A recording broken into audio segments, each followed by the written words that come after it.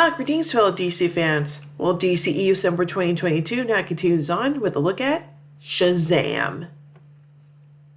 In 1974 in upstate New York, young Thaddeus Savannah is riding in a car with his abusive father and brother Sid during a snowstorm, being mugged and verbally harassed by them constantly. He's slowly transported to the Rock of Eternity, a mystic temple located in another dimension. The ancient wizard Shazam has spent centuries searching for someone pure of heart to bestow his power and name as champion, after the previous champion releases 7 deadly sins. Thaddeus is tempted by the sins, who promise him power if he will free them. The wizard deems Thaddeus unworthy and magically returns him to the car. Savannah's frustration and confusion leads to a fatal accident, which ends up with his father becoming paralyzed from the waist down and even more resentful towards him. Both he and Sid blame Thaddeus. The sins send Thaddeus a message via his 8-ball toy telling him to find them. In present-day Fawcett City, Philadelphia, 14-year-old foster child Billy Batson continually runs away from foster homes to search for his birth mother, who became separated while at Carnival 10 years ago. He locks some police officers in his store and uses their computer to try finding his mother, which is unsuccessful. He is placed in a group run by Victor and Rosa Vasquez with 5 other foster children: Mary Bromfield, Pedro Pena, Eugene Choi, Darla Dudley, and superhero enthusiast Freddie Freeman. The embittered Savannah succeeds in his lifelong quest to find a way back to the Rock of Eternity. He becomes the sin's vessel when the eye fuses itself with his body and overpowers the wizard. He promptly uses newfound powers to kill his father, brother, and Savannah Industries board of directors. Billy defends Freddie from bullies at school and is chased into a subway where he's transported to the Rock of Eternity. The wizard chooses Billy to be his new champion. By saying the name Shazam, Billy is transformed into an adult superhero. The wizard seemingly dies and leaves his magical staff behind. Freddy is taken into Billy's confidence and helps him explore his newfound powers, which include superhuman strength, near invulnerability, and electricity manipulation. By saying Shazam again, he can transform back into his normal body. Freddy posts viral videos of the new superhero, and Billy starts skipping school to use his powers to busk for money and fame. He gets into an argument with Freddy after accidentally endangering and saving a bus full of people. Savannah arrives and demands that he surrender his powers. Billy discovers he is able to fly and escapes. He learns his biological mother's location and visits her, only to be heartbroken upon learning she abandoned him at the carnival after feeling inadequate as a young mother and no longer wanting him in her life. Aww. Savannah deduces Billy's identity and takes his foster siblings hostage. Billy agrees to transfer his powers to Savannah in exchange for their safety. They go to the Rock of Eternity to use the wizard's staff to effect the transfer, but the children attack Savannah. Billy observes Savannah becomes vulnerable when all 7 sins leave his body. Savannah pursues them to a winter carnival and unleashes the sins upon the crowd. Remembering the wizard's words, Billy uses the staff to share his powers with his siblings, transforming them to adult superheroes like him, where he breaks the staff. The Shazam family battles against the sins while Billy faces down Savannah.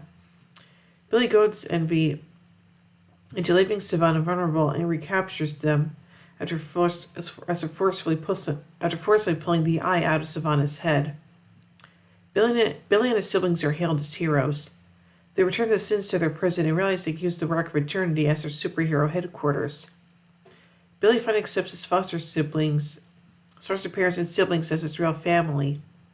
In a superhero form, he has lunch with his siblings at school, revealing to Freddy's surprise that he's also invited Superman. Nice. So now let's take a look at the production of this movie, beginning with development and pre-production. New Line Cinema began development of a Shazam live-action feature film in the early 2000s, with multiple screenplay drafts by William Goldman, the team of Alex Sokolow and Joel Cohen, Brian Goluboff, and John August. The version of the Shazam script written by August, which went to pre-production in 2008, was an action comedy which focused on the origin story of the hero, known by his original name of Captain Marvel and his young alter ego Billy Batson. Peter Segal was attached as director, and Dwayne Johnson was in talks to appear as the film's villain, Black Adam. New Line Cinema was absorbed into Warner Brothers, a larger film studio also owned at the time by Time Warner during the course of development. Following the success of Warner's Batman film The Dark Knight and the commercial failure of its lighter family-friendly Speed Racer, both during the summer of 2008, August departed from the project, citing pressure from the studio to make the screenplay darker and more serious. In 2009, Bill Burch and Jeff Johns, a prominent DC Comics writer, were assigned to write the screenplay, while Segal remained attached as director. In August 2010, the studio considered canceling the theatrical film in favor of a live-action series for primetime network television. In December 2013, Segal stated that the film would not be happening, as the similarities between Captain Marvel and Superman had become an obstacle after the successful launch of Men of Steel earlier that year. While the film was in development limbo, DC Comics rebooted the comic book franchise as part of their New 52 relaunch in 2012. Due to the trademark conflicts with Marvel Comics, who own the trademark for Captain Marvel for use with their own character with the same name, DC renamed their Captain Marvel superhero character Shazam at this time when the New 52 started. DC had been required to market and promote the character using trademark Shazam, since acquiring the publishing rights from Fawcett Comics in 1972. Captain Marvel had originated at Fawcett in 1939, but fell into limbo after 1953, following a long legal battle with DC over Captain Marvel's similarities to Superman. In April 2014, Warner Bros. Revealed their upcoming slate of DC Comics properties: Shazam, Metalman, Fables, and 100 Bullets. The Shazam film was tentatively set for release in July 2016. Dwayne Johnson said he would be starring as Shazam that August, but was undecided between portraying Shazam or Black Adam. In September, Johnson was cast as Black Adam, while Darren Lemke was set to write the script. In January 2017, Henry Caden was hired to rewrite Lemke's script. In February 2017, David F. Sandberg was in talks with the studio to direct Shazam, while Dwayne Johnson was set to star in a Black Adam solo film, as opposed to appearing as the villain in Shazam, while Dr. Sivana, another emesis of Shazam, became the Shazam film's main villain. Sandberg was also approached to direct Venom for Sony Pictures, but Sandberg finally decided to direct Shazam rather than Venom due to the former crew consisting of several people Sandberg had worked with at New Line Cinema. By July 2017, the studio began active development on Shazam, and Sandberg was confirmed as director, with the production to begin in early 2018. Dwayne Johnson relayed that a different creative team was now involved than when he first signed on to the film. After being cast as the lead, Zachary Levi stated in an interview, quote, The idea is that it's going to feel like the movie Big, but with superpowers.